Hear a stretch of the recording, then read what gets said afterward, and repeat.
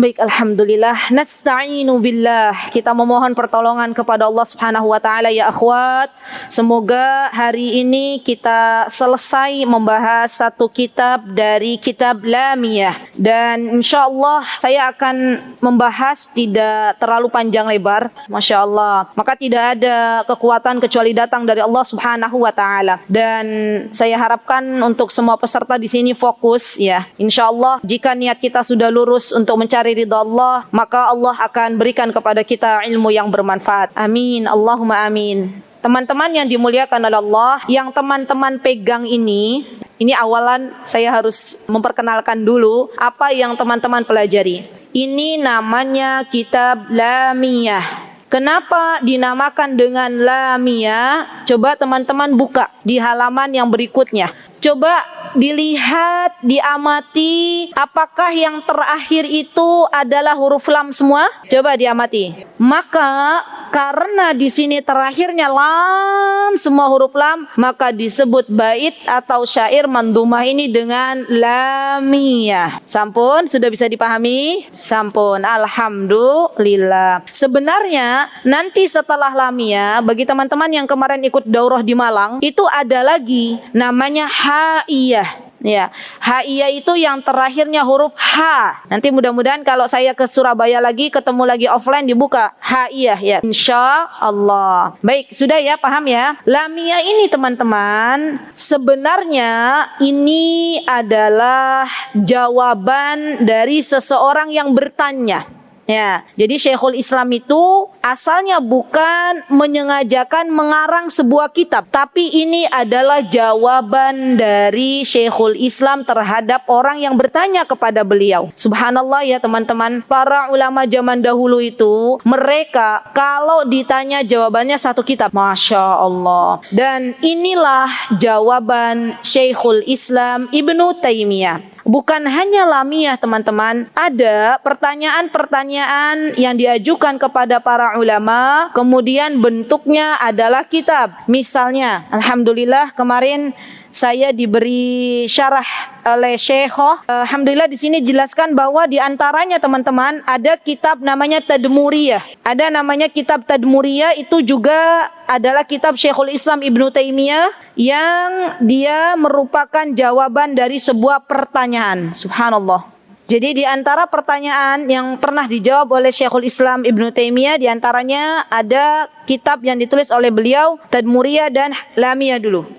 Nah, sekarang kita akan belajar sebenarnya Lamiyah ini dikarang oleh siapa? Ya, ini teman-teman maksudnya adalah kitab Lamiyah ini dikarang oleh Imam Syekhul Islam Abil Abbas. Abil Abbas ini kunyahnya Syekhul Islam Ibnu Taimiyah. Beliau memiliki kunyah namanya Abul Abbas. Kunyah beliau Abul Abbas. Dan nama asli beliau, teman-teman boleh digarisbawahi, namanya Ahmad di sini. Bapaknya namanya Abdul Halim, kakeknya namanya Abdus Salam Al-Harrani. Al-Harrani ini adalah sebuah tempat, Harran namanya, bin Taimiyah. Bin Taimiyah ini teman-teman adalah kakek buyutnya, mbah buyutnya, namanya Taimiyah. Maka lebih terkenal Syekhul Islam dengan Ibnu Taimiyah. Nama beliau adalah Ahmad. Kemarin lucu ya, ketika daurah di Malang itu Syekhnya bertanya, ya, dengar nggak Mbak? Waktu kemarin, waktu diajukan pertanyaan-pertanyaan, siapa namanya Syekhul Islam? Ada yang jawab Taqiyuddin. Ya, Mbak Iva dapat pertanyaan ini. Kata Syekhoh, kalian tidak tahu yang kalian pelajari siapa pengarangnya, nama aslinya. Sampai Syekhoh begitu ya. Jadi nama aslinya teman-teman adalah Syekhul Islam itu namanya Ahmad. Namanya siapa? Ahmad.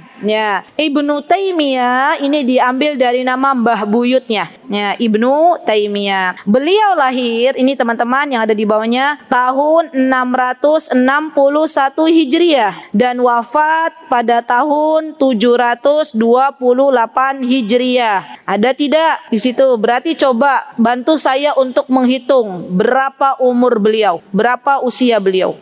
Tepatnya kalau kita tahu 728 dikurangi 661 jadi berapa? 67. 67. Ya, berdasarkan yang ada di sini 67 tahun. Subhanallah teman-teman, beliau hidup di dunia Masya Allah dengan meninggalkan jejak-jejak karya yang luar biasa. Banyak sekali karya beliau Masya Allah. Di antaranya karya beliau yang sangat-sangat fenomenal, yang berjilid-jilid adalah Majmu' Fatawa. Pernah dengar? Majmu' Fatawa Syekhul Islam Ibnu Taimiyah. Itu adalah kitabnya beliau Masya Allah Tabarakar Rahman. Baik, nah sekarang kita sudah belajar siapa itu Syekhul Islam Ibnu Taimiyah, dan kita akan belajar bahwa Syekhul Islam Ibnu Taimiyah ini teman-teman, beliau dilahirkan dalam keluarga yang mencintai ilmu. Jadi ayahnya beliau adalah orang yang mencintai ilmu, kakeknya beliau adalah orang yang mencintai ilmu, mbah buyutnya beliau adalah orang yang mencintai ilmu. Saya sering mengatakan di kajian-kajian online, saya katakan bahwa teman-teman, kalau kita pengen punya anak cucu yang berilmu, kalau kita ingin Allah berikan rizki anak cucu kita menjadi orang-orang yang alim, maka mulailah terlebih dahulu dari kita sekarang. Ya, kita cintai dulu ilmu. Kalau kita sudah mencintai ilmu, maka biidznillahi ta'ala, atas pertolongan Allah, Allah jadikan anak kita orang yang alim, orang yang berilmu. Allah jadikan juga keturunan-keturunan kita, generasi selanjutnya, cucu kita adalah orang yang berilmu. Subhanallah. Dan sosok Syekhul Islam Ibnu Taimiyah adalah sosok yang dilahirkan dan bertumbuh di kalangan orang-orang yang berilmu. Subhanallah. Baik, kita mulai nazimnya, nomor atau bait yang pertama. Ibu-ibu, teman-teman yang dimuliakan Allah, kita bahas tentang dua bait syair ini. Yang pertama adalah ya sa'ili an madhhabi wa aqidati. Ya sa'ili, yang dimaksud di sini ya itu adalah harfun nida, ya wahai sa'ili, orang yang bertanya. Dan pertanyaan bagi orang yang bertanya dibagi menjadi dua. Ada pertanyaan as-su'al yanqasimu ila qismain. Pertanyaan terbagi menjadi dua. Ada yang mamduh, ada yang mazmum. Mamduh dan mazmum. Apa itu mamduh? Apa itu mazmum? Mamduh adalah pertanyaan yang terpuji, yang diperbolehkan. Mazmum adalah pertanyaan yang tercela atau tidak diperbolehkan.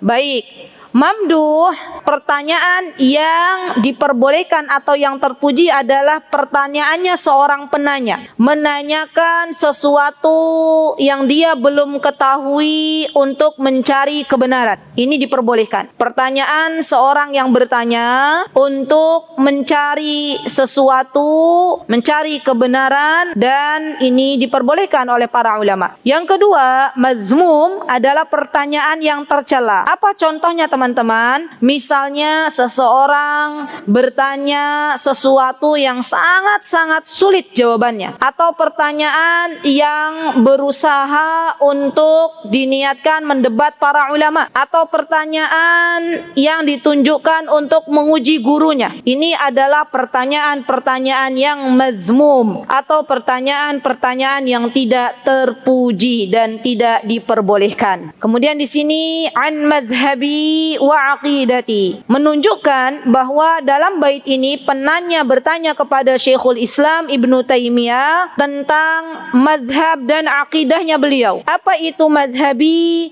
Apa itu aqidati? Madhabi adalah tariqati. Arti dari madhabi adalah tariqati, jalanku. Ya. Wa aqidati, al-aqidah teman-teman adalah ma'taqadu wa ajzama bihi fi qalbi min masailil iman. Akidah itu adalah sesuatu keyakinan yang ada di dalam hati seseorang, masalah iman. Ini akidah. Kalau madhab itu adalah jalan. Ya. Ruziqal huda man lil hidayati yus'alu. Ruziqal huda, di sini Syekhul Islam Ibnu Taimiyah mengatakan bahwa sesungguhnya beliau memberikan sebuah doa, semoga Allah Subhanahu wa taala memberikan petunjuk kepada yang bertanya ini. Al-huda artinya adalah petunjuk. Hidayah terbagi menjadi dua. Kalau yang saya pelajari dari Syekh kemarin, ada hidayatul taufik dalam kitab ini, ada hidayatul irsyad. Ya, hidayatul taufik dan hidayatul irsyad. Apa itu hidayah taufik teman-teman? Dan apa itu hidayah irsyad? Hidayah taufik adalah hidayah petunjuk yang hanya mampu diberikan oleh Allah Subhanahu wa taala. Yang mampu memberikan hidayah taufik hanyalah Allah Subhanahu wa taala. Ini namanya hidayah taufik. Yang kedua adalah hidayatul irsyad. Hidayatul irsyad adalah hidayah yang boleh ya diberikan kepada manusia atau kepada hamba Allah, ya sesama hamba Allah. Jadi hidayatul irsyad adalah hidayah petunjuk yang diberikan oleh hamba Allah kepada hamba Allah yang lainnya. Kalau hidayatul taufik mutlak hanya milik Allah Subhanahu wa taala. Atau ada nama lain sebenarnya dari hidayatul taufik dan hidayatul irsyad. Nama lainnya kalau hidayatul taufik itu namanya hidayatul ilham. Kalau hidayatul irsyad itu nama lainnya adalah hidayatul bayan. Man lil hidayati yus'alu. Ya. Dan hidayah teman-teman yang dimaksud di sini adalah hidayah taufik. Syekhul Islam ketika mengatakan kepada penanya dan berdoa kepada Allah Subhanahu wa taala, semoga Allah Subhanahu wa taala memberikan petunjuk kepada penanya ini dengan hidayah taufik. Dan ketahuilah bahwa hidayah taufik ini murni, yang mampu memberikan hanyalah Allah. Kalau Allah sudah memberikan hidayah taufik kepada seseorang, maka tidak ada satupun yang bisa menyesatkan. Sebaliknya, jika Allah Subhanahu wa taala menyesatkan seseorang, maka tidak ada yang bisa memberikan petunjuk satupun dari hamba Allah. Ya, jadi murni hidayah taufik adalah dari Allah Subhanahu wa taala. Baik, kemudian yang kedua, isma' kalama muhaqqiqin fi qawlihi la yansani anhu wa la yatabaddalu. Isma' ya, artinya adalah fi'il amr, dengarkanlah, isma'. Ya, dengarkanlah kalam muhaqqiqin fi qawlihi, sebuah perkataan dari para muhaqqiq. Muhaqqiq ini teman-teman ada yang mengatakan bahwa arti dari muhaqqiq adalah orang-orang yang berilmu, pengetahuan, orang-orang yang memiliki ilmu, para ulama. Ini mereka disebut muhaqqiq. Fi qawlihi, di dalam perkataan-perkataan mereka. La yansani anhu wa la yatabaddalu. La yansani artinya adalah la yarji'. La yarji' maksudnya tidak akan pernah kembali. Dan juga wala yatabaddalu la yataghayyar, tidak pernah berubah. Muhaqqiq, ulama, kalau sudah mereka mengatakan sebuah kebenaran, maka mereka akan teguh di atas kebenaran ini. Ya, mereka kalau sudah mengucapkan sebuah perkataan, misalnya Imam Ahmad bin Hanbal rahimahullah, ketika beliau mengatakan bahwa Al-Quran itu adalah kalamullah, bukan makhluknya, kata Imam Ahmad, maka beliau, Imam Ahmad seorang muhaqqiq, seorang ulama, maka beliau tidak akan pernah mundur selangkah pun hanya untuk mendapatkan kepingan-kepingan dunia. Beliau Imam Ahmad bin Hanbal, ya akhwat, subhanallah, rela untuk tinggal di penjara karena beliau berkata bahwa Al-Quran adalah kalamullah. Pada waktu kehidupan Imam Ahmad, ada seorang penguasa yang memaksa Imam Ahmad untuk mengatakan bahwa Al-Quran adalah makhluk. Tapi Imam Ahmad tidak mundur. Imam Ahmad tidak berubah dari perkataan beliau, menyampaikan kebenaran. Beliau mengatakan bahwa Al-Quran adalah kalamullah. Subhanallah. Di bait ketiga dan keempat, teman-teman, bait ini menjelaskan tentang kecintaan kita kepada para sahabat ridwanullahi alaihim. Hubbus sahabah. Ini akidah Ahlus Sunnah wal Jamaah. Sudah mulai masuk akidahnya Ahlus Sunnah wal Jamaah, menerangkan bahwa semua sahabat Nabi kita Muhammad sallallahu alaihi wasallam adalah udul. Apa itu udul? Terpercaya. Ya, tidak ada satupun dari sahabat Nabi kita Muhammad sallallahu alaihi wasallam yang memiliki sifat tidak terpercaya. Semuanya udul, semuanya terpercaya. Berbeda dengan akidahnya orang-orang Syiah dari kalangan Rafidhah. Mereka mengatakan bahwa yang dipercaya dari kalangan sahabat Nabi kita Muhammad SAW adalah sebagian. Sebagiannya mereka mencela. Ya, sebagiannya mereka mengatakan bahwa bahwa Abu Bakar tercela, Aisyah radhiyallahu anha tercela, Umar tercela. Ini bukan akidahnya Ahlussunnah wal Jamaah. Akidah Ahlussunnah wal Jamaah adalah mengatakan bahwa hubbus sahabah, kita semuanya mencintai sahabat. Dan definisi dari sahabat adalah, teman-teman mohon diperhatikan, sahabat itu adalah man laqiyan nabi, orang-orang yang berjumpa dengan Nabi kita Muhammad sallallahu alaihi wasallam, hidup sezaman dengan beliau, kemudian mukminan bihi, mereka juga beriman kepada Nabi kita Muhammad sallallahu alaihi wasallam, wa mata ala dzalik, dan meninggal dalam keadaan beriman. 3 syarat ini harus dimiliki oleh sahabat. Kalau ada orang yang hidup dengan Rasulullah SAW, sezaman dengan Rasulullah SAW, tapi dia misalnya meninggal dalam keadaan tidak beriman, apakah disebut dengan sahabat, teman-teman? Tidak. Kalau ada orang yang hidup sezaman dengan Rasulullah SAW, tapi tidak beriman kepada Rasulullah SAW, apakah juga disebut dengan sahabat? Yakin? Tidak. Ya. Pertanyaan saya, kalau ada orang hidup dengan Rasulullah SAW, sezaman dengan Rasulullah SAW, tapi ia tidak melihat Rasulullah SAW, beriman dan meninggal dalam keadaan iman, apakah disebut dengan sahabat? Baik, sekarang mohon dijawab. Ibnu Ummi Maktum, sahabat atau bukan?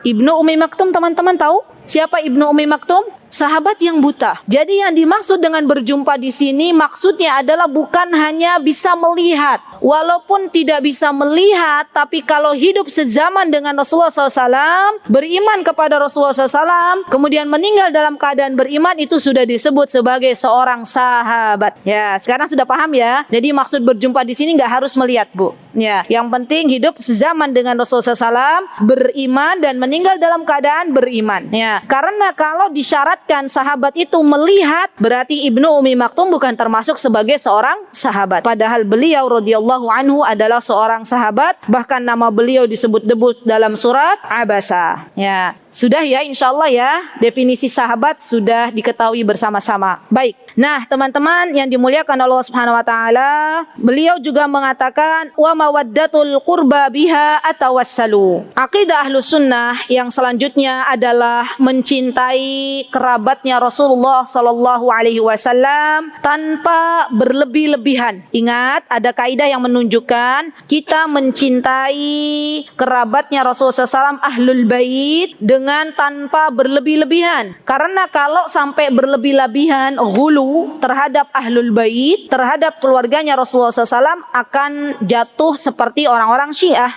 yang mana mereka berlebih-lebihan dalam mencintai Husain, cucunya Rasulullah SAW, yang mana mereka berlebih-lebihan mencintai Ali radhiyallahu anhu. Padahal akidah Ahlussunnah wal Jamaah adalah mencintai sahabat dan keluarga Rasulullah SAW tidak dengan ghulu, tidak dengan berlebih-lebihan. Wasat tengah. Akidah Ahlussunnah wal Jamaah itu wasat tengah, tidak berlebihan, tidak pula acuh tak acuh. Ya, tengah-tengah. Biha atawassalu. At-tawassal ini berasal dari kata tawassul, ya. Dan tawassul itu artinya adalah perantara, atau bisa juga disebut dengan at-taqarrub ilallahi azza wajal, mendekatkan diri kepada Allah Subhanahu wa taala. Ya. Kemudian di sini cara mendekatkan diri kita kepada Allah Subhanahu wa taala itu terbagi menjadi 2. Tawassul yang qasim ila qismain. Cara mendekatkan diri kita kepada Allah Subhanahu wa taala itu terbagi menjadi 2. Ada yang masyru', ada yang mamnu'. Apa itu masyru'? Apa itu mamnu'? Masyru' itu adalah yang diperbolehkan, yang disyariatkan, yang diperintahkan. Itu artinya adalah masyru'. Mamnu' itu artinya yang dilarang, yang tidak boleh. Nah, masyru' dibagi lagi. Ya, apa pembagiannya? Wasilah yang diperbolehkan. Yang pertama berwasilah dengan asmaul husna. Ya, al-wasilah bi asmail husna, bi asmaihi wa sifatihi. Bukan hanya asma tapi sifatnya juga. Tawassul itu terbagi menjadi 2 kan teman-teman, ada yang masyru', ada yang mamnu'. Yang masyru' itu contohnya apa? Kita bertawassul dengan asma dan sifatnya Allah, dengan nama-nama dan sifatnya Allah. Contoh misalnya, teman-teman mau berdoa, ya ini ibu-ibu mau berdoa, minta agar Allah Subhanahu wa taala berikan rizki kepada teman-teman. Termasuk ilmu juga rizki. Apa yang teman-teman lakukan dalam berdoa? Ya Razzaq, ya.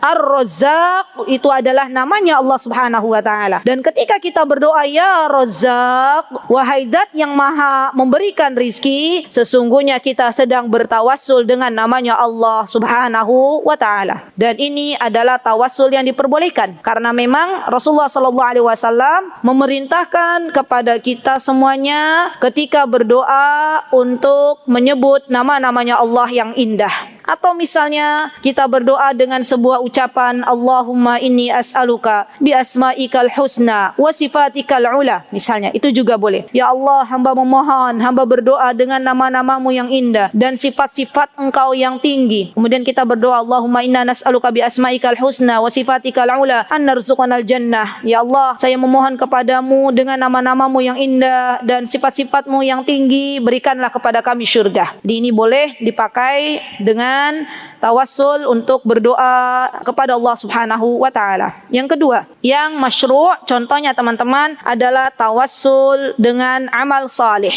Ini juga boleh. Contoh realnya dalam kehidupan adalah tawassulnya orang-orang yang berada di gua di surah Al-Kahfi, Ashabul Kahfi. Siapa yang pernah dengar kisah Ashabul Kahfi? Pemuda-pemuda yang terjebak di dalam gua. Acungkan tangan. Jadi teman-teman, singkatnya nanti teman-teman bisa lihat ya. Ashabul Kahfi ini adalah pemuda-pemuda yang terjebak di dalam gua. Kemudian mereka tidak bisa keluar dari gua karena tertutup oleh batu yang sangat besar di pintunya, di pintu gua. Maka di antara mereka ada yang mengatakan, wahai Robku, saya dulu pernah memberikan air susu kepada ibuku, kepada orang tuaku. Namun orang tuaku ketika saya sampai rumah dalam keadaan sudah tertidur. Saya pegangnya air susu itu sampai orang tuaku terbangun dan saya beri air susu itu. Jika engkau ridho wahai Robku, maka bukakanlah pintu gua tersebut. Kemudian pintu gua tersebut biidznillah ta'ala terbuka sedikit. Ya. Kemudian kisah yang kedua, siapa? Orang yang diajak untuk berzina dengan seorang perempuan yang sangat cantik, yang dia punya kekuasaan, namun pemuda ini tidak mau dan berkata kepada Allah Subhanahu wa taala, wahai Rabbku, saya dulu pernah diajak ya untuk berbuat zina, tapi saya takut kepada engkau. Jika amal salihku diterima di sisi engkau, maka bukakanlah pintu gua. Pintu guanya terbuka lagi. Ya. Nah, ini sekilas tentang Ashabul Kahfi. Jadi kita boleh bertawassul dengan amal salih. Jadi kalau teman-teman misalnya bertawassul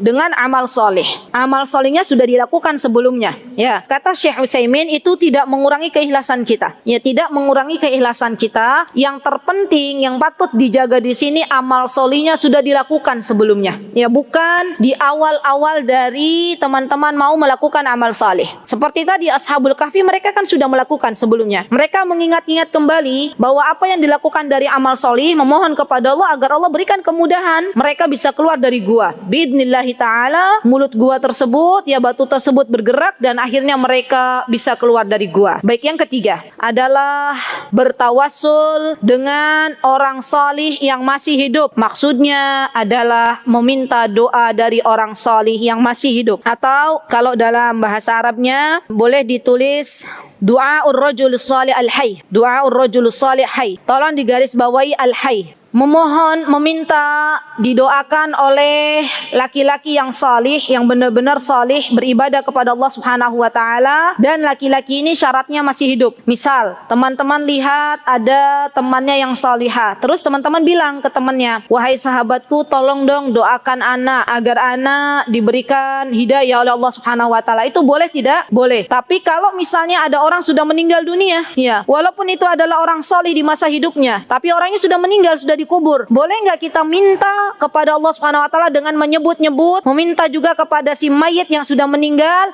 agar ia mendoakan kita? Boleh atau tidak? Tidak boleh. Itu adalah akidah Ahlussunnah wal Jamaah. Jadi akidah Ahlussunnah wal Jamaah diperbolehkannya kita meminta doa kepada orang salih yang masih hidup, dan tidak boleh kita meminta doa didoakan oleh orang salih yang sudah meninggal dunia. Ya. Baik. Kemudian dari bagian tawassul yang mamnu, ya, yang tidak boleh adalah ketika dia meminta-minta kepada amwat, kepada orang-orang yang sudah meninggal dunia. Ini tidak boleh teman-teman. Ya, perhatikan baik-baik. Mohon maaf sekali saya harus mengatakan ini. Ya, jikalau tidak berkenan mohon dimaafkan, tapi saya harus sampaikan. Karena sesungguhnya yang berkata ini bukan saya tapi Rasulullah SAW. Kita tidak diperbolehkan untuk meminta-minta kepada mayit teman-teman. Karena mayit itu urusannya sudah mereka berada di kubur, dan sesungguhnya mayit itu sudah tidak lagi bisa memberikan manfaat. Mungkin ketika mereka masih hidup, kita minta tolong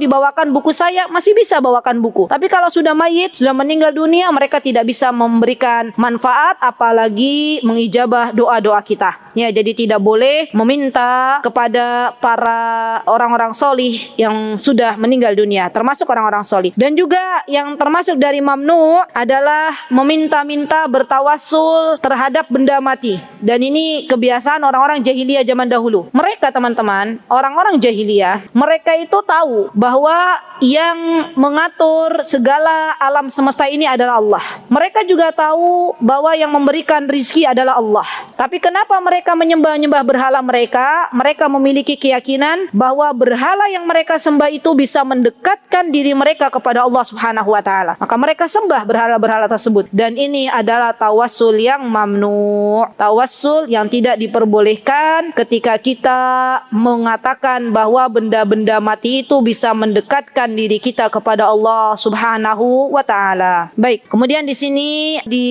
bait yang keempat, walikullihim qadrun wa fadlun sati'un. Ada dua nuskhah, walikullihim qadrun wa fadlun sati'un. Ada dalam nuskhah lain, dalam kitab yang lain itu bukan fadlun sati'un. Boleh teman-teman di garis bawahi. Kalau teman-teman di sini sudah benar, ala wa fadailu. Ya, berarti di nuskhah lain, nuskhah itu ada di cetakan lain, bukan ala wa fadailu, tetapi fadlun sati'un. Bait keempat, fadlun sati'un, atau dalam nuskhah lain ala wa fadailu, atau fadlun sati'un. Ya, jadi kemarin ketika belajar dengan Syekhoh itu tulisannya di sini fadlun sati'un. Kemudian saya berusaha untuk bertanya kepada beliau setelah daurah selesai. Saya berkata, Syekhoh, saya waktu di Yaman menemukannya bukan fadlun sati'un tapi ala wa fadailu. Kemudian kata beliau, oh iya, di situ juga disebutkan dalam nuskhah yang lain, dalam cetakan yang lain. Ya, tapi sama, maknanya sama. Artinya sama sebenarnya. Hanya penulisannya saja yang berbeda. Baik. Walikullihim qadrun wa fadlun sati'un, atau saya ikuti teman-teman aja, walikullihim qadrun ala wa fadailu lakinnama siddiqu minhum afdalu. Bait yang keempat, teman-teman, ini berbicara masalah keutamaan para sahabat ridwanullahi alaihim. Jadi para sahabat itu keutamaannya berbeda-beda. Yang pertama, di sini disebutkan bahwa keutamaan yang pertama dari kalangan para sahabat adalah kaum muhajirin. Muhajir itu adalah orang-orang yang dia ikut berhijrah dengan Rasulullah SAW ke kota Nabi. Dan ulama sepakat dari kalangan muhajirin yang paling afdal, yang paling utama adalah Abu Bakar As-Siddiq radhiyallahu anhu. Jadi sahabat yang paling utama dari kalangan muhajirin adalah Abu Bakar radhiyallahu anhu. Kemudian yang kedua, level yang kedua, keutamaan para sahabat adalah orang-orang generasi Ansar. Orang-orang Ansar adalah orang-orang yang berada di kota Madinah. Itu orang-orang Ansar. Dan yang ketiga diantaranya adalah Umar bin Khattab. Kalau tadi Abu Bakar ya dari kalangan muhajirin, kemudian orang Ansar, kemudian yang ketiga Umar, yang keempat Utsman, yang kelima Ali, yang keenam adalah Baqiyatul Ushr. Baqiyatul Ushr itu al-mubasysyiruna bil jannah, orang-orang 10 golongan yang dijamin oleh Allah Subhanahu wa taala untuk masuk ke dalam surganya. Mereka masih hidup tapi mereka sudah dijamin masuk surganya Allah Subhanahu wa taala. Kemudian setelah itu para sahabat Badar, orang-orang yang ikut dalam peperangan Badar. Setelah itu orang-orang yang ikut dalam Bai'atur Ridwan. Setelah itu para sahabat yang ikut atau yang masuk Islam sebelum Ayyamul Fath, sebelum Fathu Makkah, dan setelahnya. Ya, rangkumannya teman-teman, yang paling teratas siapa tadi? Abu Bakar. Yang kedua Umar bin Khattab. Yang ketiga Utsman. Yang keempat Ali. Yang kelima Talha, ya, Abdurrahman bin Auf. Ya, teman-teman nanti sebutkan, dicari 10 al-mubasysyiruna bil jannah, 10 orang dari para sahabat yang dijamin masuk surga itu dulu. Nanti setelahnya adalah orang-orang yang berjihad pada peperangan Badar. Nanti setelahnya lagi generasi sahabat yang dia ikut dalam Bai'atur Ridwan. Setelahnya lagi adalah orang-orang atau sahabat-sahabat yang masuk Islam sebelum Ayyamul Fath, sebelum Fathu Makkah. Dan setelahnya setelahnya dan setelahnya dan setelahnya. Berarti teman-teman, sepakat para ulama bahwa yang paling afdal, yang paling utama adalah Abu Bakar. Dan ini akidah ahlu sunnah wal jamaah. Ini harus kita ajarkan kepada anak-anak teman-teman, di mana cinta kepada Abu Bakar As-Siddiq radhiyallahu anhu adalah cinta yang harus kita tanamkan dalam diri kita dan anak-anak kita. Kenapa kita harus membekali anak-anak kita mencintai Abu Bakar As-Siddiq? Karena orang-orang Syiah dari kalangan Rafidhah, mereka mengatakan bahwa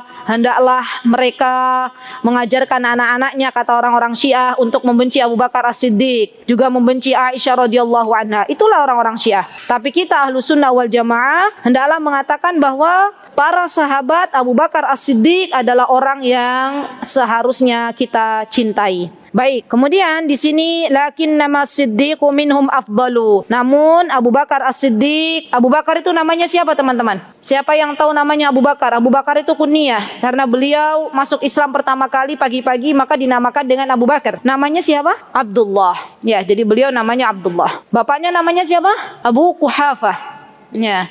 Dan Abu Bakar ini adalah sahabat Nabi kita Muhammad SAW yang paling dicintai oleh Nabi kita Muhammad SAW. Subhanallah teman-teman, kalau kita belajar dari sosok Abu Bakar, maka keluarganya Abu Bakar As-Siddiq adalah keluarga yang memiliki visi misi yang sama. Keluarga yang mereka mewakafkan hidupnya untuk kepentingan kaum muslimin. Bisa dibayangkan enggak? Putrinya beliau Aisyah radhiyallahu anha menjadi istrinya Nabi kita Muhammad sallallahu alaihi wasallam. Putranya beliau Abdurrahman, Abdullah, semuanya Abu Bakar As-Siddiq didik untuk mencintai Islam, untuk pertama kali berada di saf-saf paling depan membela Islam. Subhanallah. Dan ini yang seharusnya kita lakukan. Coba kalau kita tulis visi misi keluarga, maka di antara yang kita tulis, kita katakan bahwa keluarga kita adalah keluarga yang berjuang untuk Islam, keluarga yang mewakafkan waktunya, hidupnya untuk Allah Subhanahu wa ta'ala. Ya, baik. Bait yang kelima dan keenam, teman-teman, ini bait yang berbicara tentang wa qulu fil qur'ani ma ja'at bihi ayatuhu fahuwal karimul munzalu. Di sini berbicara tentang Al-Qur'an. Ya, akidah Ahlus Sunnah wal Jamaah, bagaimana keyakinan mereka tentang Al-Qur'an. Ya. Sebagaimana kita tahu bahwa Al-Qur'anul Karim adalah kalamullah. Perlu kita tulis besar-besar teman-teman bahwa Al-Quran itu adalah kalamullah. Ya, kalamnya Allah yang diturunkan oleh Allah Subhanahu wa ta'ala. Ya, dimulai dari Al-Fatihah sampai An-Nas dan diturunkan melalui malaikat Jibril kepada Nabi kita Muhammad sallallahu alaihi wasallam. Kenapa saya katakan kita harus mengatakan bahwa Al-Quran itu kalamullah? Karena ada sebagian kelompok yang mengatakan bahwa Al-Quran itu adalah makhluk. Padahal yang benar adalah Al-Quran kalamullah. Ya, kalamullah al-munazzal. Maksudnya adalah munazzal min indillah, munazzal diturunkan dari sisi Allah Subhanahu wa ta'ala. Al-Karim, Al-Karim itu artinya adalah mulia. Al-Karim ay al-mu'azzam, yang diagungkan, yang dimuliakan. Jadi Al-Quran itu akan Allah Subhanahu wa ta'ala muliakan. Begitu pula yang berkaitan dengan Al-Quran teman-teman. Pasti semuanya akan dimuliakan oleh Allah Subhanahu wa ta'ala. Bukankah kita tahu kota Makkah adalah kota yang paling mulia yang ada di muka bumi ini karena Al-Quran diturunkan di sana? Bukankah kita tahu bahwa malaikat Jibril adalah malaikat yang dimuliakan oleh Allah Subhanahu wa ta'ala karena Al-Quran diturunkan melalui malaikat Jibril? Bukankah kita tahu bahwa malam Lailatul Qadar adalah malam yang Allah muliakan? Kenapa Allah muliakan malam Lailatul Qadar? Karena Allah telah turunkan Al-Quran di dalam malam Lailatul Qadar itu. Dan Nabi kita Muhammad SAW adalah Nabi yang dimuliakan oleh Allah Subhanahu wa ta'ala karena Al-Quran diturunkan kepada Nabi kita Muhammad sallallahu alaihi wasallam. Ayatuhu fahuwal karimul munzalu. Ayat-ayat yang ada di dalam Al-Quranul Karim itu semuanya adalah mulia. Dan seharusnya kita agungkan Al-Quran karena ketika kita mengagungkan Al-Quran, maka kita pun mengagungkan Allah Subhanahu wa taala. Dan hendaklah kita teman-teman semuanya mengetahui terlebih dalam tentang adab-adab membaca Al-Qur'anul Karim, adab-adab dengan Al-Qur'an. Karena kita tahu bahwa Al-Qur'an adalah sesuatu yang dimuliakan oleh Allah Subhanahu wa taala, maka kita pun harus mengetahui adab-adabnya. Dan kita lakukan atau kita interaksi dengan Al-Qur'an sesuai dengan adab-adab yang telah ditulis oleh para ulama. Oh iya, ada dalil yang disebutkan bahwa Al-Qur'an ini adalah kalamullah. Di antaranya ada dalam surah At-Taubah ayat 6. Teman-teman nanti bisa cari sendiri ya. Surat At-Taubah ayat 6 dan hadis Nabi kita Muhammad sallallahu alaihi wasallam yang mana beliau mengatakan idza nazala ahadukum manzilan falyaqul a'udzu bikalimatillahi tammati min syarri ma khalaq wa inna la yadurruhu syai'un hatta yartahilu min. Kata Rasulullah SAW, barang siapa yang dia menempati sebuah tempat dan tempat tersebut adalah tempat yang baru, maka berdoalah kepada Allah Subhanahu wa taala dengan kalamnya Allah Subhanahu wa taala. Apa itu doanya? Falyaqul, maka ucapkanlah a'udzu bikalimatillahi tammati min syarri ma khalaq. Dan ketika seseorang sudah membaca a'udzu bikalimatillahi tammati min syarri ma khalaq, maka dia tidak akan membahayakan. Ya, jadi kalau teman-teman berangkat ke sebuah tempat itu baru, ucapkan a'udzu bikalimatillahi tammati min syarri ma khalaq, maka Allah pun akan menjaga teman-teman. Syahid di sini, inti di sini dalam doa ini teman-teman, di sini ada bikalimatillah. Bikalimatillah berarti Al-Qur'an ini adalah kalamullah. Kemudian di sini juga ada disebutkan oleh Amr bin Dinar, adraktu ashabin Nabi sallallahu alaihi wasallam faman dunahum mundu 70 sana yaquluna Allahul Khaliq wa ma siwahu makhluq wal Qur'an kalamullah laisa bimakhluq. Jadi disebutkan oleh Amr bin Dinar, kata beliau, saya telah menemukan generasi para sahabat ridwanullahi alaihim. Mereka menyebutkan bahwa Allah adalah Khaliq, Allah adalah yang menciptakan, dan Al-Qur'an adalah kalamullah. Selain Allah Subhanahu wa taala, maka mereka semuanya adalah makhluk. Ya, Masya Allah. Baik. Kemudian teman-teman, di sini ma hukmul qaul bi khalqil Qur'an, ya. Apa hukumnya orang yang mengatakan bahwa Al-Qur'an itu adalah makhluk? Hukumnya dia keluar dari Islam. Ya, hati-hati. Dan akidah ini teman-teman harus kita berikan kepada anak-anak kita. Karena kita tidak akan pernah tahu, barangkali anak-anak kita membaca sebuah bacaan,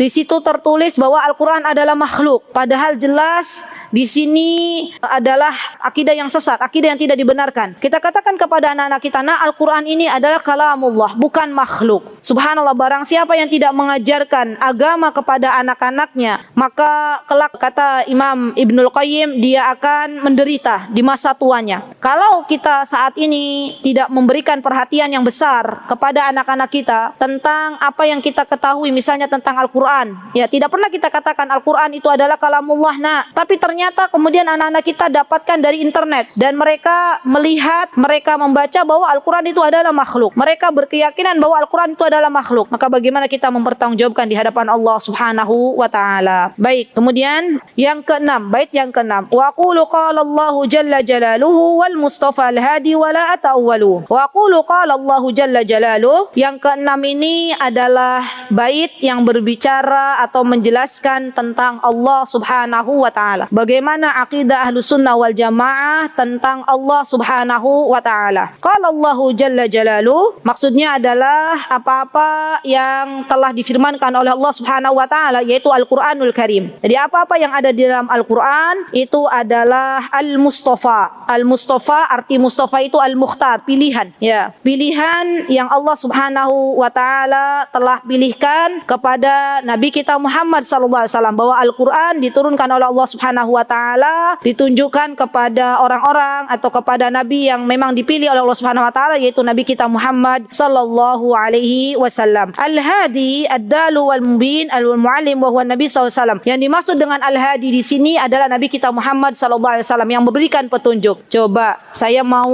bertanya kepada teman-teman, Al-Hadi di sini termasuk hidayah taufik atau hidayah irsyad? Ibu-ibu yang dimuliakan Allah, di sini yang dimaksud dengan Al-Hadi di sini ini adalah Nabi kita Muhammad sallallahu alaihi wasallam, dan yang memberikan petunjuk ya, yang mana disebutkan adalah Nabi kita Muhammad SAW memberikan dengan mengajarkan kita di dalam hadis-hadis beliau, di dalam Al-Quran itu adalah hidayatul irsyad.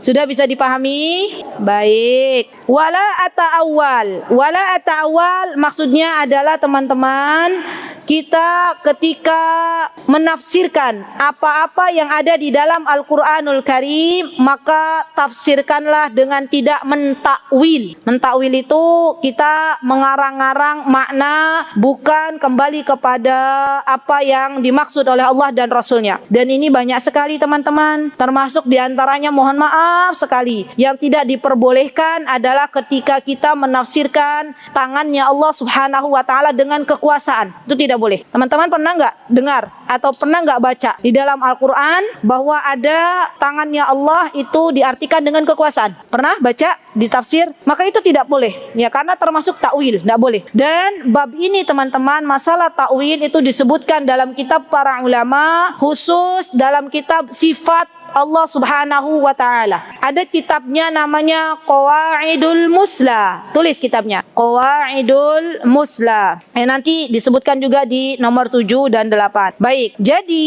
ketika kita membaca sebuah tafsir, bacalah tafsir yang merujuk kepada pemahaman generasi salafus salih, generasi sahabat, dan apa yang telah dijelaskan oleh Rasulullah sallallahu alaihi wasallam, yang menurut pemahaman orang-orang terdahulu para salafus salih. Baik, apa dalilnya yang kita diminta oleh Allah Subhanahu wa Ta'ala agar kembali kepada Al-Quran dan As-Sunnah? Dalilnya adalah firman Allah Subhanahu wa Ta'ala dalam surah Al-Baqarah, "Dzalikal kitabu la raiba fihi hudal lil muttaqin alladzina yu'minuna bil ghaib wa yuqimuna shalah wa mimma razaqnahum yunfiqun." Jadi kembali kepada Al-Quran dan kembali kepada Sunnah. Bahkan hadis dan Sunnah ya, itu adalah diantara tujuannya untuk menafsirkan apa yang ada di dalam Al-Quranul Karim. Contoh di ayat ini, misalnya di sini disebutkan wa yuqimunas shalah, tentang salat. Di dalam Al-Quran disebutkan tentang perintah salat. Apakah kita mengetahui di dalam Al-Quran ini teman-teman apa jenis dari berbagai macam salat 5 waktu dalam sehari semalam? Tidak. Dari mana kita tahu tafsirannya? Dari Rasulullah SAW. Ya. Kemudian apakah di sini dijelaskan juga tentang bab saum misalnya, bahwa saum itu harus di bulan Ramadan atau bagaimana caranya dari awal sampai akhir? Tidak. Ya, disebutkan di mana? Di dalam hadis Nabi kita Muhammad SAW, termasuk pembatal-pembatal ibadah saum. Baik, yang ke-7 dan ke-8 ini teman-teman berbicara masalah sifat-sifat Allah Subhanahu wa Ta'ala. Aqidah Ahlus Sunnah tentang sifat-sifatnya Allah Subhanahu wa Ta'ala. Bagaimana kita menyikapi sifat-sifatnya Allah Subhanahu wa Ta'ala? Maka kita sikapi dengan pemahaman generasi para sahabat ridwanullahi alaihim dan generasi setelahnya para tabi'in. Dan di sini disatakan bahwa yang dimaksud dengan ayatus sifat adalah ayat yang mana Allah kabarkan di dalam Al-Quranul Karim. Jadi Allah Subhanahu wa Ta'ala mengabarkan bahwa Allah Subhanahu wa Ta'ala adalah misalnya Al-Khabir, ya kan? Allah Subhanahu wa Ta'ala adalah zat yang Maha Ar-Rahim. Begitu kan dalam Al-Quran ada? Allah Subhanahu wa Ta'ala memiliki sifat Ar-Rahman. Allah Subhanahu wa Ta'ala memiliki sifat apa lagi teman-teman yang ada dalam Al-Quran? Ar-Rahim, Ar-Rahman,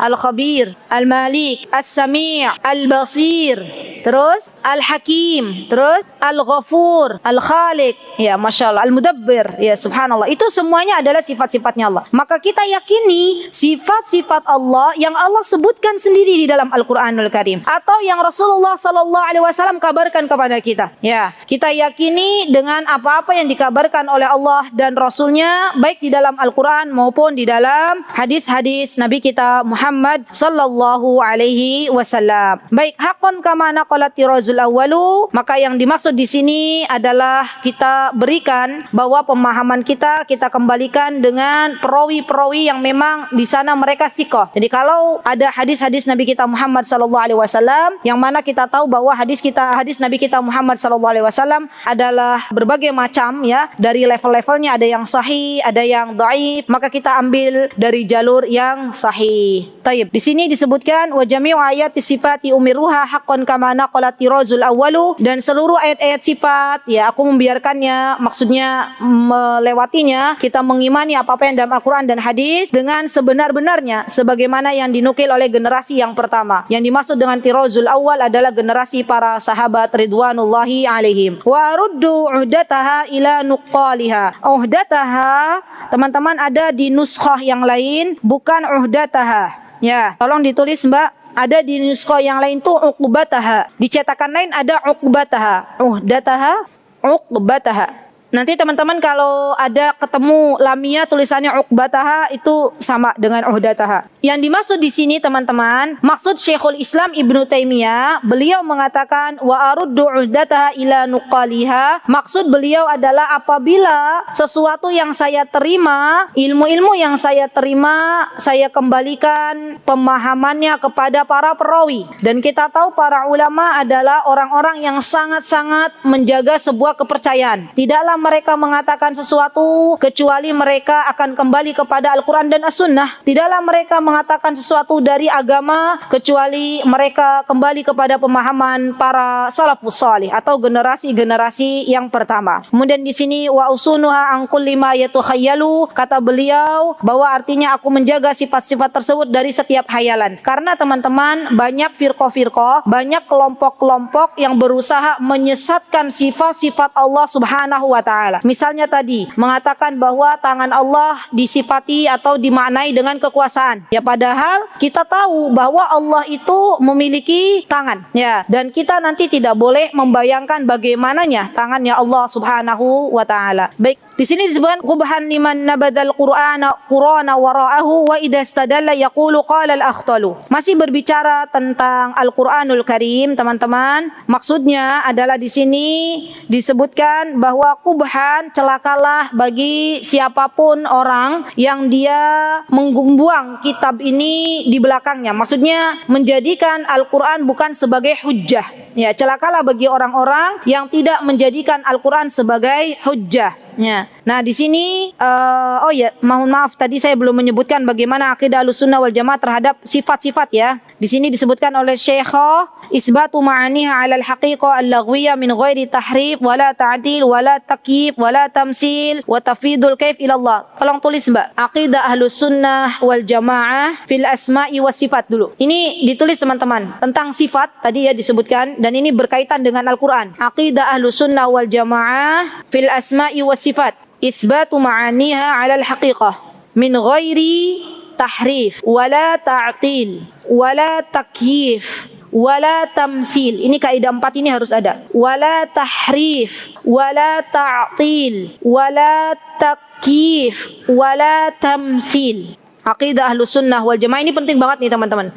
Jadi akidahnya, keyakinan kita terhadap sifat-sifat Allah itu kita tidak boleh menyelewengkannya. Ya, kita tidak boleh mencari pemahaman selain dari pemahaman generasi para sahabat. Dan kita juga tidak boleh takyif bagaimananya. Misal, contoh, saya sebutkan contoh. Nanti insya Allah disebutkan di sini. Allah memiliki sifat nuzul. Nuzul itu turun dari langit. Ya, langit itu bermacam-macam, berlevel-level. Suatu hari, ya setiap malam bahkan Allah turun ke langit dunia. Maka kita tidak boleh memikirkan bagaimana turunnya Allah. Kaifnya, bagaimananya itu tidak boleh. Tidak boleh kita pikirkan. Yang harus kita yakini bahwa Allah turun ke muka bumi. Ya, dan bagi teman-teman, belajar sifat-sifat Allah itu tidak cukup dalam satu kali daurah, tidak cukup dalam satu kali pertemuan, karena itu nanti panjang lebar. Boleh teman-teman pelajari Lum'atul I'tiqad. Ini juga bagus banget. Kitab namanya Lum'atul I'tiqad. Ini bagus banget. Ya, berbicara tentang kaidah-kaidah sifat-sifat Allah Subhanahu wa taala. Ada juga tadi kitab apa? Qawaidul Musla. Ini juga bagus. Atau Aqidah Wasithiyah. Ini juga bagus. Ya, teman-teman boleh belajar lagi. Wala takyif, tadi teman-teman sudah tahu ya, takyif tuh nggak boleh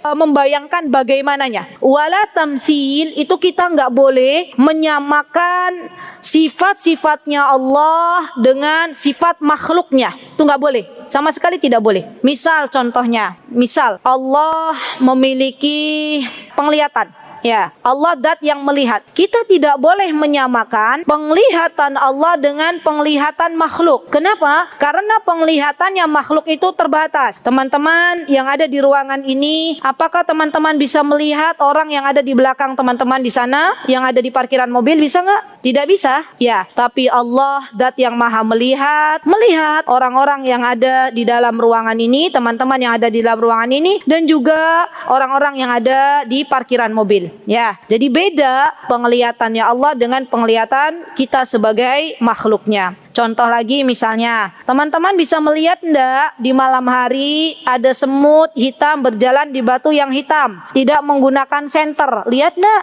Bisa lihat apa mboten? Tidak bisa lihat. Kenapa? Karena penglihatan kita terbatas. Tapi Allah Subhanahu wa taala penglihatannya, ketika ada semut hitam berjalan di batu yang hitam di malam hari, apakah Allah Subhanahu wa taala bisa melihat? Bisa. Ibu-ibu, tolong pelajari tentang sifat-sifat Allah ini. Karena kalau ibu-ibu punya anak, mesti anaknya akan bertanya begini, Bunda, Ibu, kira-kira Allah bisa lihat nggak kita di dalam rumah? Kan ada pembatasnya dinding. Ya, pernah nggak dapat pertanyaan gitu dari anak-anak? Ya, jadi kita harus tahu, nah, penglihatan Allah dengan penglihatan kita itu berbeda. Bahkan Allah, nak, bisa melihat apa yang ada di dalam hati kita. Ibu tidak bisa melihat apa yang ada di dalam hatimu, tapi Allah zat yang bisa melihat apa yang di dalam hati Ananda. Begitu ya, teman-teman ya. Jadi wala tamsil. Dan ada ayat yang menyebutkan laisa kamislihi syai. Ya, jadi kita tidak boleh memisalkan Allah, menyamakan Allah dengan makhluknya.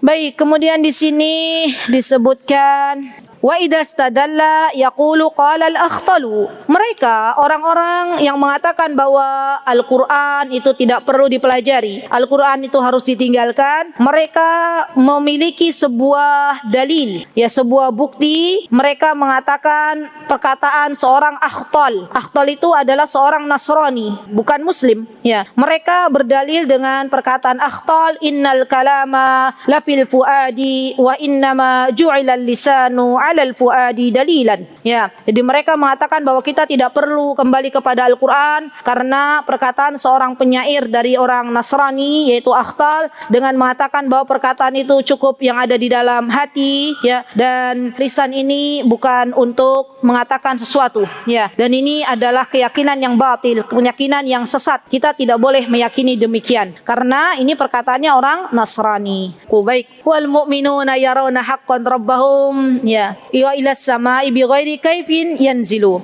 Aqidah Ahlus Sunnah wal Jamaah yang disebutkan di syair atau bait yang ke-10 adalah aqidah Ahlus Sunnah wal Jamaah yang berkaitan dengan ru'yatullah. Ru'yatullah adalah melihat Allah Subhanahu wa taala. Dan ini teman-teman disebutkan bahwa yang bisa melihat Allah Subhanahu wa taala adalah orang-orang beriman, dan melihatnya Allah Subhanahu wa taala adalah di akhirat. Disebutkan, ini saya tidak dapatkan dari Syekhoh, tapi saya dapatkan dari pengajar yang ada di Yaman, waktu kami di Yaman, disebutkan bahwa ada 3 kelompok dalam ru'yatullah. Tolong ditulis, Mbak. Ada kelompok Ahlus Sunnah wal Jamaah, ada kelompok Jahmiyah, dan ada kelompok Mu'tazilah. Al-Jahmiyah, Ahlus Sunnah wal Jamaah yaqulun, kelompok Ahlus Sunnah wal Jamaah mereka berkata bahwa keyakinannya Allah tidak bisa dilihat di dunia, tapi Allah bisa dilihat di akhirat. Ini keyakinan kita Ahlus Sunnah wal Jamaah. Dan tolong fokus teman-teman, kita yakini bahwa Allah tidak bisa dilihat di dunia. Kalau ada orang mengatakan saya melihat Allah, katakan bahwa dia telah berdusta. Ya, jadi Allah itu tidak bisa dilihat di dunia. Bahkan Nabi Musa alaihissalam ketika meminta kepada Allah Subhanahu wa taala untuk melihat Allah Subhanahu wa taala, apakah Allah kabulkan? Kenapa? Kenapa Allah tidak kabulkan?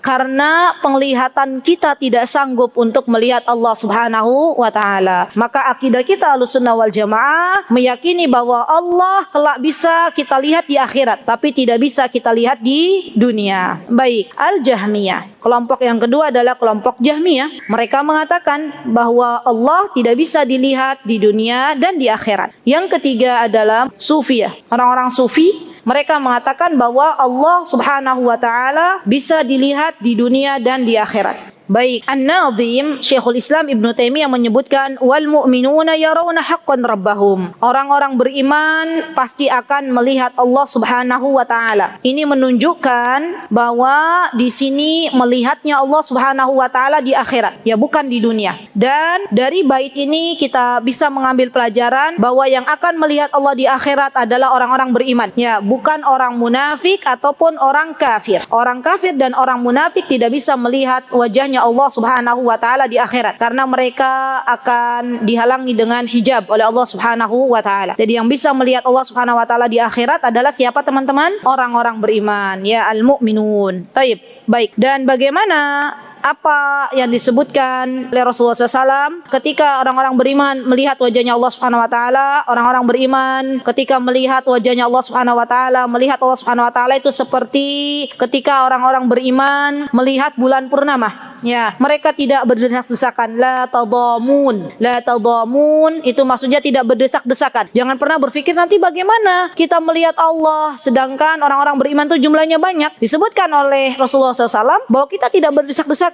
Ya, dan yang melihat wajahnya Allah Subhanahu wa taala adalah orang-orang yang diizinkan oleh Allah Subhanahu wa taala. Teman-teman bisa buka surah Al-Qiyamah. Di situ disebutkan wujuhu yauma idin nadhirah ila rabbiha nadhirah. Ya, bahwasanya orang-orang beriman besok bisa melihat wajahnya Allah Subhanahu wa taala. Dan saya berdoa di kesempatan yang berbahagia ini, semoga teman-teman yang hadir di majelis ilmu ini di pagi hari ini menjelang siang, semoga Allah Subhanahu wa taala jadikan kita semuanya hamba-hambanya yang kelak bisa melihat Allah Subhanahu wa taala di akhirat. Amin. Allahumma amin. Baik, wa ilas samai bighairi kaifa yanzilu. Ini akidah Ahlus Sunnah wal Jamaah menyebutkan bahwa Allah Subhanahu wa taala turun ke langit dunia. Jadi langit itu berlevel-level. Langit itu bukan satu. Ada yang mengatakan, ulama mengatakan 7 lapis ya. Dan setiap malam Allah Subhanahu wa taala turun ke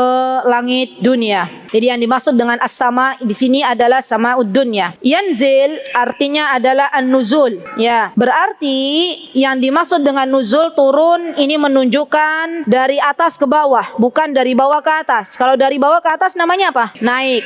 Berarti Allah Azza wa Jalla turun dari langit, ya, langit dari arsy kemana?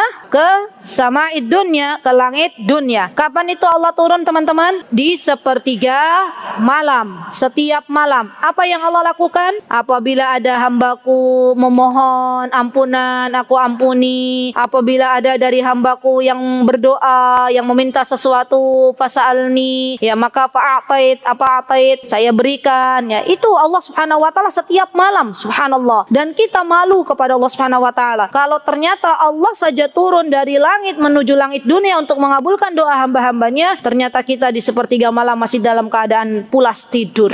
Ya, subhanallah. Jadi saatnya kita bangun di sepertiga malam, minta kepada Allah Subhanahu wa taala dengan berbagai macam doa yang kita panjatkan kepada Allah Subhanahu wa taala. Baik, ada dalilnya di sini hadis Abu Hurairah ketika beliau menyebutkan Rasulullah SAW bersabda, yanzilu Rabbuna tabaraka wa ta'ala kulla lailatin ila sama'id dunya hina yabqa sulusul lailil akhir. Ya, sesungguhnya Allah Subhanahu wa taala turun ke langit dunia ketika sepertiga malam akhir. Ya, subhanallah. Wa huwa hadisun mutawatir. Hadisun mutawatir, kalau teman-teman dapat ada hadisun mutawatir, itu maksudnya adalah hadis yang diriwayatkan oleh banyak orang dan yang merawikan adalah orang-orang yang sikoh, yang terpercaya. Dalam tema yang ke-11, subhanallah, ini komplit. Maka saya katakan ini all. Tahu all enggak teman-teman? Komplit. Tadi kan bercerita tuh, tadi dijelaskan oleh Syekhul Islam Ibnu Taimiyah dari nadim yang 1 sampai yang ke-10. Itu tentang apa teman-teman? Tentang kehidupan apa? Kehidupan kita di dunia. Ya. Dari nadim yang ke-11, Syekhul Islam mulai berbicara akidah Ahlus Sunnah wal Jamaah tentang kehidupan akhirat. Apa yang Syekhul Islam jelaskan di dalam bait yang ke-11? Yang pertama adalah tentang mizan. Mizan itu timbangan. Jadi Ahlus Sunnah wal Jamaah meyakini bahwa nanti di akhirat itu kita akan ditimbang, dan para ulama berbeda pendapat. Yang ditimbang itu apakah amal solihnya atau amilnya, atau yang melakukan amal solihnya, atau buku catatannya. Ya, dan ini mereka berpendapat ya sesuai dengan apa yang mereka dapatkan dari guru-gurunya. Maka yang rajih kata Syekh Ibnu Utsaimin bahwa ketiga-tiganya juga tidak saling bertabrakan tapi saling berkaitan. Ya, jadi nanti teman-teman besok di akhirat amalan kita ya akan ditimbang oleh Allah Subhanahu wa taala, dan juga subhanallah tabarakar rahman, timbangan yang dimaksud adalah timbangan yang hakiki. Timbangan benar-benar timbangan yang memiliki, dijelaskan dalam hadis itu kifatan. Apa itu kifatan? Timbangan yang ada dua neracanya. Itu timbangan yang dimaksud. Jadi teman-teman, akidah Ahlussunnah wal Jamaah, kita meyakini bahwa besok timbangan yang akan Allah pakai itu adalah timbangan yang ada dua sayapnya, dua neracanya. Beda sama Mu'tazilah. Mu'tazilah mereka mengatakan, Mu'tazilah nama firqah, nama kelompok. Mereka mengatakan bahwa timbangan yang dimaksud di sini hanyalah kiasan. Ya, bukan timbangan yang sesungguhnya. Tapi yang dimaksud dengan timbangan di sini kata mereka adalah keadilan. Ya, dan ini adalah pernyataan yang sesat, tidak benar.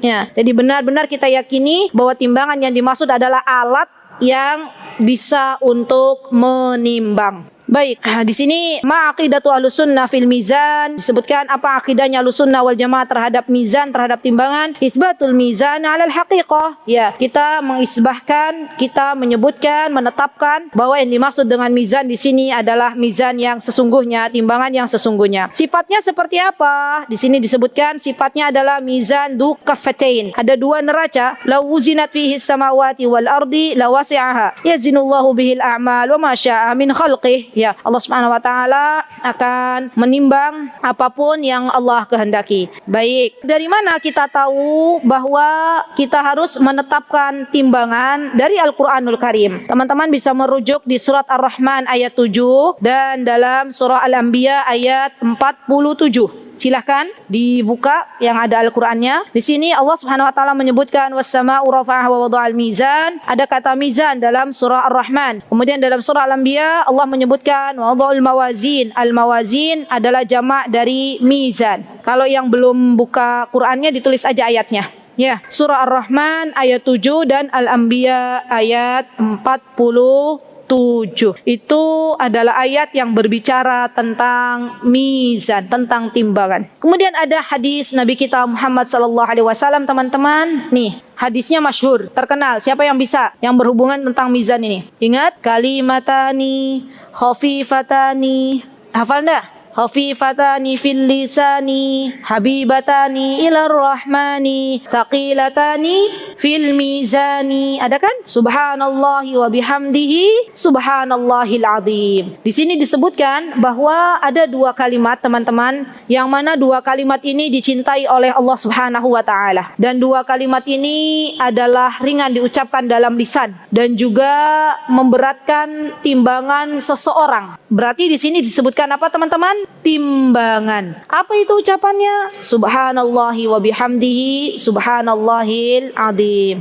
Nah, ini saya dapatkan di buku yang satunya lagi. Arti mizan secara lughatan, secara bahasa adalah alat yang dipakai untuk menimbang. Itu disebut timbangan, mizan. Itu secara bahasa. Dan secara istilahan yang dimaksud mizan di sini adalah ma wada'ahu Allahu yaumal qiyamah, timbangan yang Allah pakai di hari kiamat untuk menimbang amalan-amalan hambanya. Kata mizan secara syar'i, secara istilahan adalah alat yang Allah pakai nanti pada hari kiamat untuk menimbang amalan-amalan hambanya. Subhanallah, satu kitab dengan kitab lainnya punya keistimewaan yang berbeda-beda. Yang ke-11 ini berbicara tentang mizan, juga berbicara tentang haud. Haud itu, teman-teman, secara bahasa adalah al-jam'. Secara bahasa itu haud itu adalah kumpulan. Kumpulan apa maksudnya? Kumpulan air.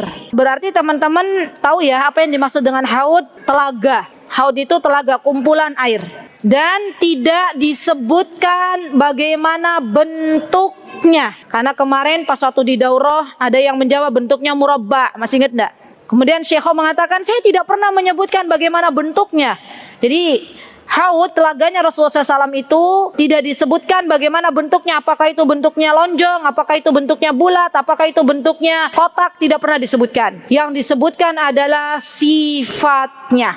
Ya, disebutkan sifatnya. Baik, kemudian secara istilahan, secara syar'an, apa itu haud? Definisinya adalah, yang dimaksud adalah kumpulan air yang air tersebut diturunkan dari telaga atau dari Kausar. Ya, dari air mata air namanya Kausar, yang mana nanti haud ini ada pada hari kiamat. Kemudian kemarin Syekho juga mengatakan bahwa semua nabi itu punya telaga. Semua nabi, akidah Ahlussunnah wal Jamaah menyebutkan bahwa semua para anbiya, semua para nabi itu punya telaga. Dan Rasulullah SAW menyebutkan di dalam bait ini, ya, Syekhul Islam menyebutkan tentang bagaimana haudnya Rasulullah SAW. Maka Rasulullah SAW menyebutkan bahwa Rasulullah berdoa kepada Allah bahwa banyaknya orang-orang yang meminum dari telaganya Rasulullah SAW. Nah, teman-teman yang dimuliakan oleh Allah Subhanahu wa taala, besok, ya, pada hari kiamat, semua orang yang dibangunkan oleh Allah Subhanahu wa taala dari alam kubur itu,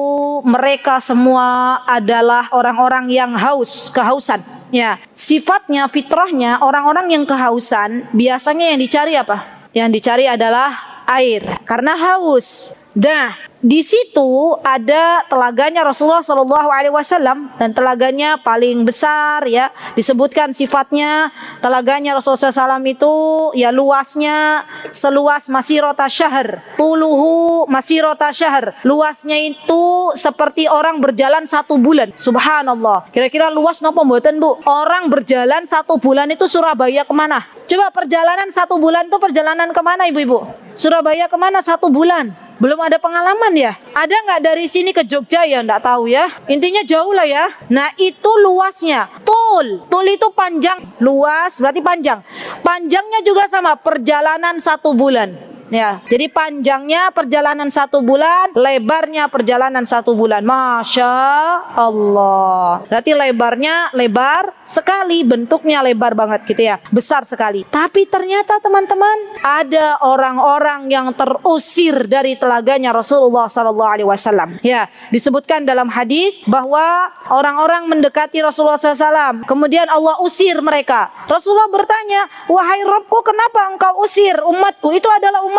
Kata Allah Subhanahu wa taala, ya Muhammad, wahai Muhammad, engkau tidak tahu apa yang mereka lakukan sepeninggalmu. Ya, dan orang yang bisa meminum dari telaganya Rasulullah SAW adalah orang-orang yang dia mengikuti jalan yang telah Rasulullah SAW contohkan. Mereka yang bisa meminum dari telaganya Rasulullah SAW. Semoga Allah Subhanahu wa taala menjadikan kita yang hadir di majlis ilmu ini termasuk orang-orang yang kelak diberi minum oleh Allah Subhanahu wa taala dari telaganya Nabi kita Muhammad sallallahu alaihi wasallam. Amin. Allahumma amin. Baik. Kemudian disebutkan bahwa sifatnya juga airnya lebih putih dari laban. Laban itu susu. Jadi telaganya airnya itu lebih putih daripada susu. Lebih manis, ahla minal asal. Ahla minal asal itu lebih manis daripada madu.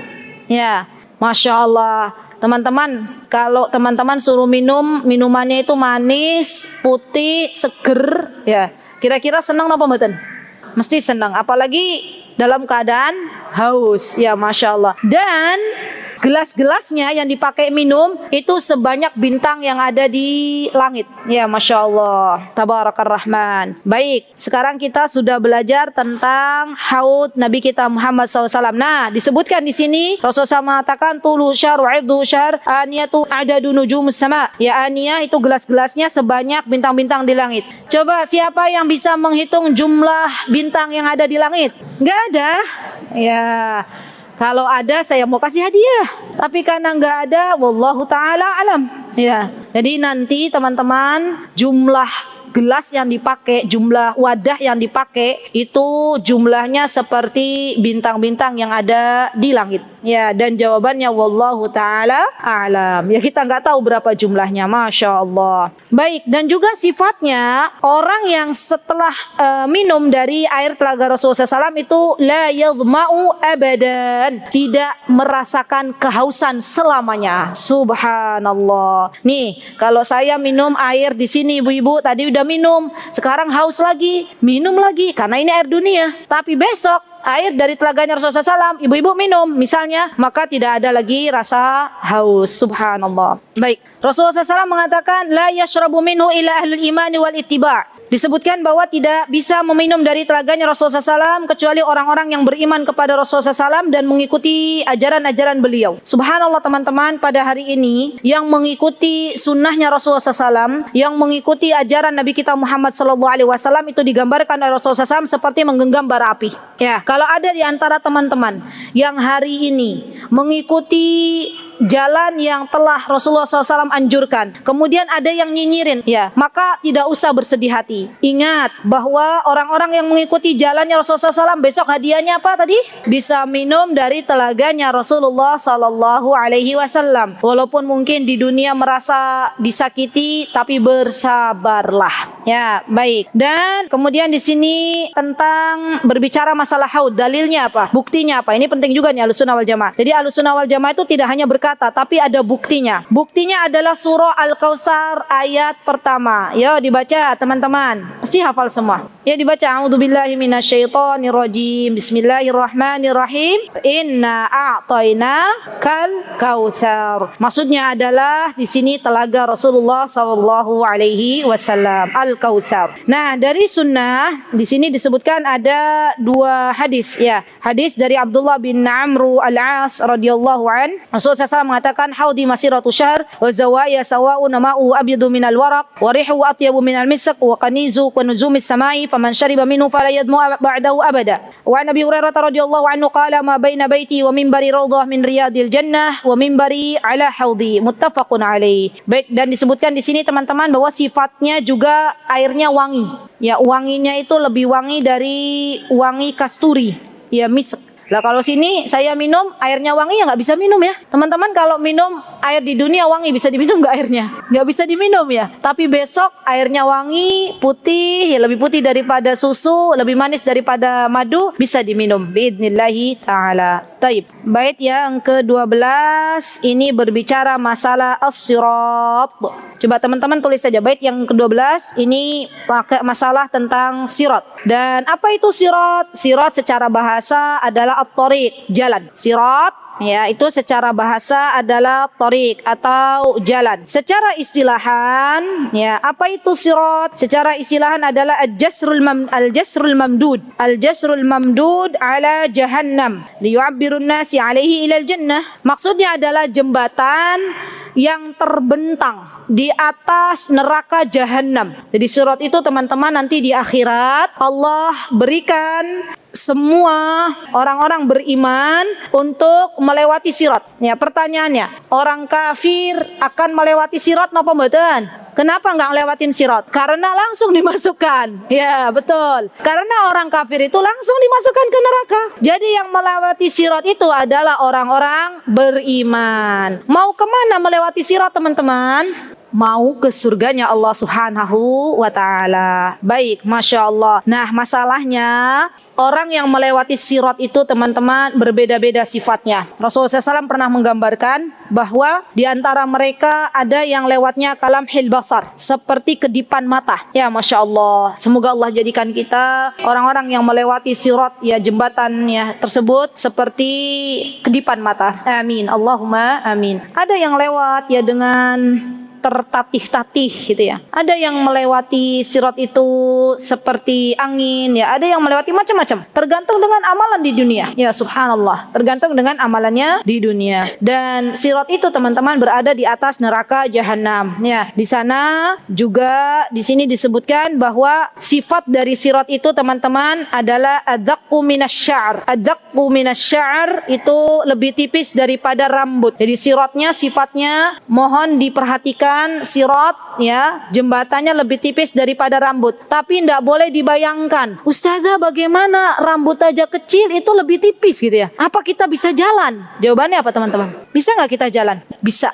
biidnillahi ta'ala. Jadi kalau lebih tipis berarti lebih licin kan? Karena lebih tipis daripada rambut. Adaqqu minasy-sya'r wa ahaddu minas-sayf. Apa itu ahaddu minas-sayf? Lebih tajam daripada pedang. Subhanallah ya. Ngeri enggak sih teman-teman? La haula wala quwata illa billah. Baik, kemudian di sini Rasulullah mengatakan yu'abbiru ahlul iman bihasbi a'malihim. Jadi tergantung amalannya, ada yang kalbarak warih wajadul khail warikab. Alaihi khotatif. Khototif itu seperti ini loh, besi-besi yang dia siap gitu loh. Apa namanya? Pengait ya. Itu namanya khototif. Kemudian kemarin Syekho juga mengatakan tentang as-sa'dan. Saya kemarin sempat bertanya kepada Syekho, ya Syekho, apa itu sa'dan? Kata beliau, sa'dan itu pengaitnya itu memiliki apa? Ada duri-duri yang tajam. Baik, kemudian di sini pamuwahhidun najin wa akharu yuhmalu. Dan yang melewati sirat itu teman-teman termasuk orang-orang beriman yang mana dia akan selamat sampai ke surganya, orang-orang yang benar-benar muwahhid. Muwahhid itu orang-orang yang mengesahkan Allah Subhanahu wa taala. Fa musallamun najin, fa muwahhidun najin. Ada dua versi. Tolong ditulis. Kalau yang di teman-teman itu adalah kalau di kitabnya Syekhoh fa muwahhid sama. Ya, musallam, muwahhid, orang-orang yang bertauhid, orang-orang yang mengesahkan Allah Subhanahu wa taala, maka mereka akan selamat. Wa akharu muhmalu, dan yang lainnya akan masuk ke dalam neraka. Baik, kemudian di sini disebutkan wan naru yaslaha syaqiyyu bi hikmatin wa kadat taqiyyu ilal jinani sayadkhulu. Di sini berkaitan dengan neraka. Nerakanya Allah Subhanahu wa taala, bahwa yang memasuki nerakanya Allah Subhanahu wa taala adalah orang-orang yang tidak beriman, dan sebaliknya orang-orang yang bisa memasuki surganya Allah Subhanahu wa taala adalah at-taqi, adalah orang-orang yang bertakwa. Baik, kemudian bait yang ke-14. Kemudian yang ke-14, walikulli hayyin aqilin fi qabrihi ya'malun yuqarinu hunaka wa yusalu. Di sini akidah Ahlussunnah wal Jamaah menyebutkan bahwa yang dimaksud dengan walikulli hayyin, seorang yang hidup di dunia ini yang berakal, mesti dia akan menemui masa-masa di alam kubur, ya. Dan yang bisa menemani di alam kubur adalah amalun yuqarinu, adalah amalan-amalan yang dia telah laksanakan di dunia ini. Wa yus'al, dan kehidupan di alam kubur itu nanti ada yus'al, ada pertanyaan. Pertanyaan yang diajukan oleh malaikat, ya man rabbuk, wa ma dinuk, wa man nabiyuk. Siapa Rabbmu dan apa agamamu serta siapa nabimu. Itu adalah pertanyaan-pertanyaan yang akan ditanya oleh malaikat kepada kita. Yang ke-15, hada i'tiqadu Syafi'i wa Maliki wa Abi Hanifah tsumma Ahmad yunqalu. Akidah ini teman-teman yang tadi Syekhul Islam jelaskan dari bait pertama sampai bait ke-14 adalah keyakinan yang diyakini oleh Imam Syafi'i, oleh Imam Malik, oleh Imam Abu Hanifah, oleh Imam Ahmad. Dari sini kita bisa ambil pelajaran bahwa tidak ada perbedaan antara Imam Syafi'i, Imam Malik, Imam Ahmad, dan Imam Abu Hanifah dari masalah akidah. Ya, subhanallah. Yang ada perbedaan kata Syekh kemarin adalah fi ba'dil umur. Ya, pada perkara-perkara, sebagian perkara-perkara fikih. Itu perbedaan di antara mereka. Tapi untuk masalah akidah, mereka bersatu dalam akidah yang sahih. Yang bait yang ke-16, fa in ittaba'ta sabilahum famuwaffiq fa in ibtada'ta fama 'alaika mu'awwalu. Barang siapa yang mengikuti jalannya Nabi kita Muhammad sallallahu alaihi wasallam, maka mereka adalah orang-orang yang diberikan taufik oleh Allah Subhanahu wa taala. Dan siapa yang tidak mengikuti jalannya Rasulullah SAW, ya dia membuat sesuatu yang baru, maka mereka adalah orang-orang yang sengsara. Wallahu taala a'lam bishawab. Semoga apa yang sedikit ini bisa bermanfaat. Nanti teman-teman bisa mencari lagi syarah yang lebih panjang, dan semoga Allah Subhanahu wa taala meridhai kita semuanya. Jika ada yang salah, saya mohon maaf yang sebesar-besarnya. Aqulu qouli hadza wa astaghfirullah li wa lakum wa akhiru da'wana alhamdulillahi rabbil alamin. Wassalamualaikum warahmatullahi wabarakatuh.